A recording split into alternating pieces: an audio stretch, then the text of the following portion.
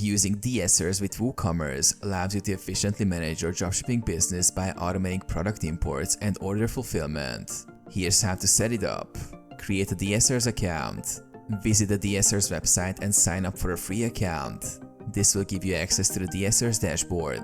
Install the DSers plugin for WooCommerce. In your WooCommerce dashboard, go to Plugins, Add New. Search for the DSers plugin, install and activate it. Connect DSers to WooCommerce. In the DSers dashboard, navigate to the Integration section. Find WooCommerce and follow the prompts to connect your WooCommerce store to DSers. You may need to enter your store URL and API credentials. Import products.